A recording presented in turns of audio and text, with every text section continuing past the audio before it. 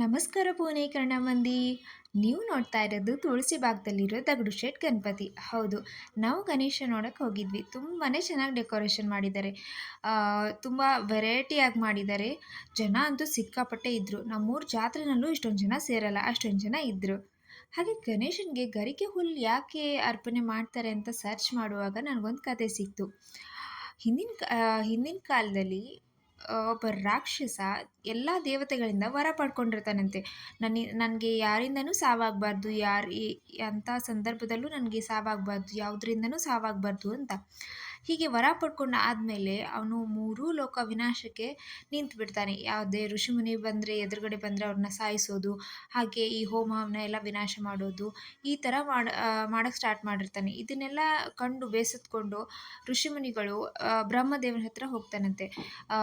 ಇವನ್ನ ಹೇಗಾದರೂ ಮಾಡಿ ವಿನಾಶ ಮಾಡಿ ಅಂತ. ಬ್ರಹ್ಮದೇವರನ್ನ ನನ್ನ ಕಡೆಯಿಂದ ಸಾಧ್ಯನೇ ಇಲ್ಲ ಅಂತ ಹೇಳ್ತಾನೆ. ಹಾಗೆ ಶಿವನ ಹತ್ರ ಹೋಗ್ತಾನೆ. ಶಿವ, ನನ್ನ ತ್ರಿಶೂಲದಿಂದನೂ ಇವ್ನ ಸಾಯಿಸೋಕ್ಕಾಗೋದಿಲ್ಲ ಅಂತ ಹೇಳ್ತಾನೆ.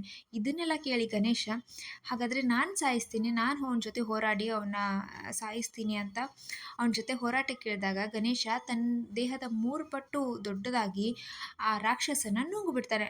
ಆ ರಾಕ್ಷಸ ಒಳಗಡೆನೆ ಬೆಂಕಿ ಹತ್ತಿ ಗಣೇಶನಿಗೆ ತುಂಬಾ ಸಂಕಟ ಆಗುತ್ತೆ, ತುಂಬ ಉರಿಯುತ್ತೆ. ಆವಾಗ ಚಂದ್ರ ಬಂದು ತಲೆ ಮೇಲೆ ಕೂತ್ರೂ ಅವನು ಸಂಕಟ ಕಡಿಮೆ ಆಗಲ್ಲ. ಹಾಗೆ ವರುಣ ಮಳೆ ಸುರಿಸಿದ್ರೂ ಅವನ ಸಂಕಟ ಕಡಿಮೆ ಆಗೋದಿಲ್ಲ. ಆವಾಗ ಒಬ್ಬ ಋಷಿಮುನಿ ಬಂದು ಗರಿಕೆ ಹುಲ್ಲನ್ನು ಕೊಡ್ತಾನೆ.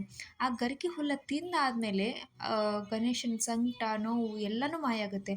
ಸೊ ಆವತ್ತಿಂದ ಗಣೇಶ, ನನಗೆ ಯಾರ್ಯಾರು ಗರಿಕೆ ಹುಲ್ಲು ಅರ್ಪಿಸಿ ನಮಸ್ಕಾರ ಮಾಡ್ತಾರೋ, ಅವ್ರು ಏನು ಕೇಳ್ಕೊತಾರೋ ಅವ್ರ ಆಸೆ ಎಲ್ಲ ನೆರವೇರಲಿ, ಅವ್ರಿಗೆಲ್ಲ ಒಳ್ಳೇದಾಗಲಿ ಅಂತ ಆಶೀರ್ವಾದ ಮಾಡ್ತಾನೆ. ಸೊ ಅವತ್ತಿಂದ ಗಣೇಶನಿಗೆ ಗರಿಕೆ ಹುಲ್ಲು ಅರ್ಪಿಸೋದು ರೂಢಿ ಇದೆ. ಸೊ ನೀವು ಈ ಕತೆ ಕೇಳಿದ್ದೀರಾ? ಕೇಳಿದರೆ ಮುಂಚೆ ಕೇಳಿದ್ರಾ, ಇವಾಗ ಕೇಳ್ತಿದ್ದೀರಾ? ಕಮೆಂಟ್ ಸೆಕ್ಷನ್ ಹೇಳೋದನ್ನು ಮರಿಬೇಡಿ.